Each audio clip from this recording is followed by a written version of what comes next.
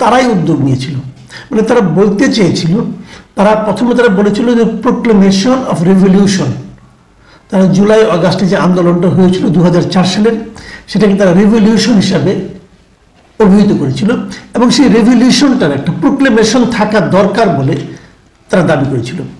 এরও আগে এ ধরনের একটা দাবির কথা আমি শুনেছিলাম জনাব ফরহাদ মাজহার সাহেবের কণ্ঠে।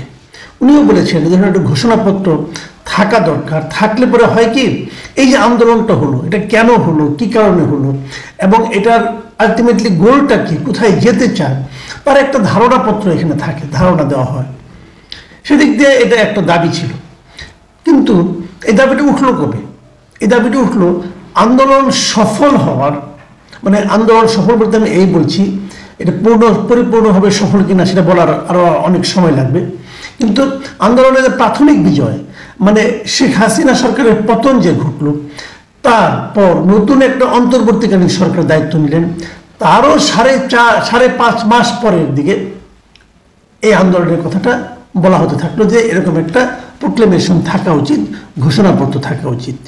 এবং এই কথাটা বলে এই বৈষম্য বিরোধী ছাত্র আন্দোলন এবং জাতীয় নাগরিক কমিটি ওনারা নিজেরাই নিজ দায়িত্বে এই ঘোষণাপত্রে একটা খসড়া তৈরি করলেন, এবং তারা বললেন 31 তারিখে তারা এটা ঘোষণা করবেন জাতীয় শহীদ মিনারে, কেন্দ্রীয় শহীদ মিনারে।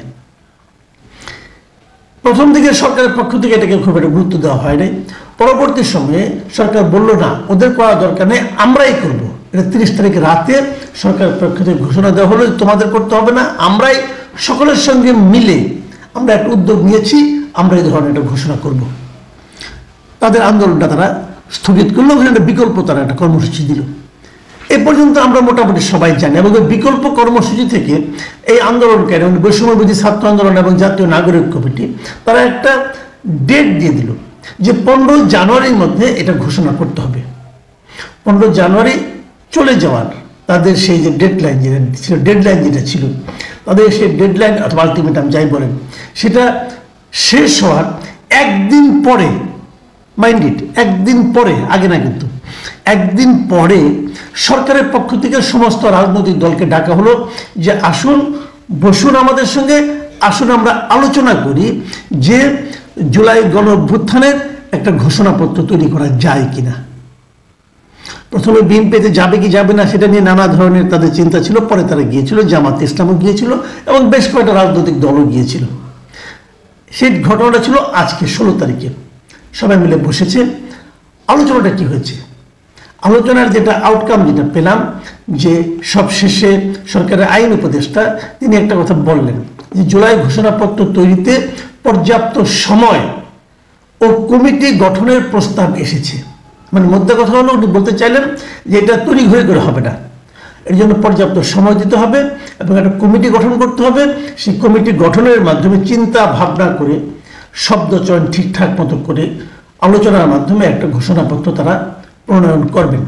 মানে প্রণয়নের প্রয়োজনীয়তাটাকে তারা উপেক্ষা করলেন না, এটা আমিও মনে করি করা যেতে পারে, কিন্তু সেটা তারা করতে আরো সময় নেবেন। তার মানে ওই ছাত্রদের 15 তারিখে যে আলটিমেটাম ছিল সেটা আসলে এভাবে কার্যকর হচ্ছে না। এর আগেও ছাত্ররা একবার রাষ্ট্রপতির পদত্যাগ দিয়ে আলটিমেটাম দিয়েছিল, সেটাও এরকমই ভেস্তে গিয়েছিল।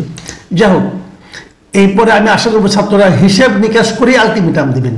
ইচ্ছা হলো আর আলটিমেটাম দিয়ে দিলাম, ব্যাপারটা এরকম হওয়া ঠিক না। আপনাদেরও বুঝতে হবে যে এই কাজটা করতে কতদিন সময় লাগতে পারে। আপনি ইচ্ছা হলো কালকের মধ্যে করতে হবে, পরশুর মধ্যে করতে হবে, এই ধরনের ছেলে মানুষের আবদার রাষ্ট্র পরিচালনার ক্ষেত্রে চলে না রে ভাই, এটা বুঝতে হবে। যাক, আপনাদের অনভিজ্ঞতার কথা আমরা আগেও বলেছি, এবার সেটা আরেকবার প্রমাণ হলো। এখন প্রথমে এই মানে মিটিংয়ে বৈঠকে প্রধান উপদেষ্টা ছিলেন, সেখানে রাজনৈতিক দলগুলো যারা বৈঠক করেছে সেখান থেকে আমি একটা বড় অন্যতম বৃহত্তম যে বড় দল বিএনপির পক্ষে সেখানে গিয়েছিলেন সালাউদ্দিন আহমেদ, উনি রাজ্যের স্থায়ী কমিটির সদস্য। তিনি বেরিয়ে এসে যে কয়েকটা কথা বলেছেন, এই কথাগুলি একটু আপনারা ধারণা নিতে পারেন উনি আসলে কি বলেছেন। উনি প্রথমে যেটা বলেছেন যে আসলে এই 5 মাস পরে এসে এ ধরনের একটা ঘোষণাপত্রের আদৌ কোনো কি দরকার আছে, এটা তো প্রথম প্রশ্ন, একটা প্রশ্ন। আর দ্বিতীয় প্রশ্ন হলো, যদি ঘোষণাপত্র করতেই হয়, যদি করেন, আপনারা করেন, সবাই মিলে করলে ভালো, কোনো আপত্তি নাই, কিন্তু এটা করতে যেয়ে যেন যে ঐক্য তৈরি হয়েছিল মানে স্বৈরাচারকে তাড়ানোর ক্ষেত্রে, যে গণ আন্দোলনকে সফল করার ক্ষেত্রে সেই ঐক্যে যেন ফাটল সৃষ্টি না হয়। এটা বিএনপি নেতা সালাউদ্দিন সাহেবের বক্তব্য। লক্ষ্য করুন, এই ফাটলের প্রশ্নটা উঠছে কেন? উঠছে এই কারণে এই আন্দোলনটা, এই বিপ্লব আন্দোলন যাই বলেন না কেন, এটাকে কিন্তু প্রত্যেকটা পলিটিক্যাল পার্টি তার মতো করে অংশ নিয়েছে এবং প্রত্যেকটা পলিটিক্যাল পার্টির আলাদা আলাদা দৃষ্টিভঙ্গি আছে। কাজেই এরকম একটা ঘোষণাপত্র করতে যে যদি বিশেষ কোনো একটা গোষ্ঠীকে অতিরিক্ত ক্রেডিট দেওয়া হয়, সেটা হয়তো এই দলগুলো পছন্দ করতে চাইবে না। পছন্দ যে করবে না সেটা বিএনপি স্পষ্টই বলে এলেন। এটা বলার পর তারপর এটা করা কতটুকু সহজ হবে আমি জানি না, কারণ দাবিদার তো অনেকেই। তখন কার কি অবস্থান ছিল সেটা আমরা দেখেছি, স্টুডেন্টদের অবস্থান আমরা দেখেছি, অন্যান্য পলিটিক্যাল পার্টির অবস্থানও দেখেছি। আন্দোলন তো কেবল 36 দিনই হয়নি, তারা আরও আগের থেকে হয়েছিল। এটা হলো চূড়ান্ত পর্যায়। কাজে চূড়ান্ত পর্যায়ে কার কি অবস্থান সেটাও দেখেছি, আগের অবস্থান আমরা দেখেছি। কাজে সব মিলিয়েই কিন্তু একটা প্রোক্লেমেশন করা যেতে পারে। যেমন সালাউদ্দিন আহমেদ সাহেব বলেছেন যে সেটা প্রণয়ন করতে গিয়ে যাতে সংশ্লিষ্ট সবাইকে অন্তর্ভুক্ত করা হয়, তাদের পরামর্শ নেওয়া হয়, সেই পরামর্শ আমরা দিয়েছি। বিষয়টা কিন্তু ক্লিয়ার।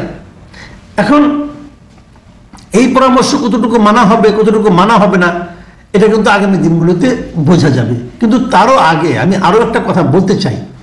সেই বিষয়টা হলো যে এই যে তারা যে ঘোষণাপত্র একটা খসড়া তৈরি করেছিল ছাত্ররা, সেখানে কি ছিল এটা আপনাদের একটু জানা দরকার। সেগুলো তো তারা মানলে তো হয়েই যেত, এবার তারা তো মানেনি, তারা বলছে এটাকে আরো চেঞ্জ করতে হবে। কি ছিল সেগুলো আপনাদের আমি একটু পড়ে শোনাতে চাই।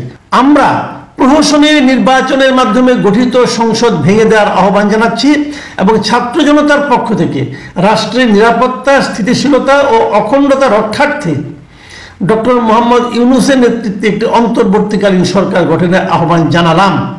এই যে কথাটা, মানে ওনার আগের সংসদ, মানে শেখ হাসিনার সংসদ ভেঙে দেওয়ার আহ্বান জানাচ্ছেন এবং ডক্টর ইউনূসের নেতৃত্বে সরকার গঠনের কথা বলছেন। এই ঘোষণাপত্রটা ওরা বলেছেন যে কার্যকরী হবে গত বছরের 5 আগস্ট থেকে। কিন্তু 5 আগস্টে কিন্তু এ ধরনের কিছু হয়নি। 5 আগস্টে কিন্তু ডক্টর ইউনূসের নেতৃত্বে একটা সরকার গঠনের কোনো প্রস্তাবনাও আসেনি। তো যাই হোক, এটা হয়তো বলবেন যে আমরা এই ধরনের প্রস্তাব মনে মনে ভেবেছিলাম, প্রকাশ করিনি, হতে পারে। কিন্তু সাধারণ মানুষের কাছে কিন্তু এটা গ্রহণযোগ্যতার ওই জায়গায় ধরা খেয়ে যাবে। সংসদ ভেঙে দেওয়ার কি আছে? শেখ হাসিনা এই সংসদকে ওইভাবে ভেঙে দেওয়া হয়েছে, শেখ হাসিনা চলে গেছে, সংসদও শেষ, তাই না? যাই হোক, তবু তারা বলেছেন। আবার তারা আরো কিছু কথা বলেছেন, যেমন ধরা যাক আমরা সুশাসন ও সুষ্ঠু নির্বাচন এবং ফ্যাসিবাদী ব্যবস্থার পুনরাবৃত্তি রোধ নিশ্চিত করার জন্য অন্তর্বর্তী সরকার প্রয়োজনীয় সংস্কার সম্পন্ন করবে, এই অভিপ্রায় ব্যক্ত করলাম। মানে এখন যে সংস্কারটা হচ্ছে, এই সংস্কারের অভিপ্রায় তারা তখনই ব্যক্ত করেছে বলে এটার মধ্যে লিখতে হবে, যদিও তখন কিন্তু এই সমস্ত সংস্কারের কথা সেভাবে বলা হয়নি। তার মানে যে কাজগুলো তারা এখন করছে সেগুলো তখন উচ্চারণ করা প্রয়োজন ছিল বলে তারা মনে করছে। আর আরেকটা কথা বলি, সবগুলো পড়বো না, পড়া দরকার না, আরেকটা জায়গায় পড়ি আমি। সেখানে বলা হয়েছে আমরা ফ্যাসিবাদ ও স্বৈরাচারকে লালন করার দলিল 1972 সালের সংবিধান সংশোধন বা প্রয়োজনে বাতিল করার অভিপ্রায় ব্যক্ত করিলাম। মানে 72-এর সংবিধানটাকে ওনারা সংশোধন অথবা বাতিল করতে হবে, ভালো কথা। কিন্তু তার আগে ওই সংবিধানকে ওনারা যেভাবে ডিফাইন করেছেন সেটা কিন্তু মারাত্মকভাবে আমি মনে করি যে আপত্তির প্রশ্ন উঠতে পারে। ওনারা বলেছেন যে ফ্যাসিবাদ ও স্বৈরাচারকে লালন করার দলিল, মানে ওই সংবিধানটা তৈরি করা নাকি হয়েছে ফ্যাসিবাদ এবং স্বৈরাচারকে লালন করার জন্য। এই জায়গাটাতে আমার মনে হয় খুবই অতি সরলীকৃত মন্তব্য করা হয়েছে। যখন চূড়ান্তভাবে ঘোষণাপত্রটা হবে, আমার ধারণা এ ধরনের কথা সেখানে থাকবে না, কারণ এটা খুবই ছেলে মানুষই কিছু কথাবার্তা, অতি সরলীকৃত কিছু কথাবার্তা এখানে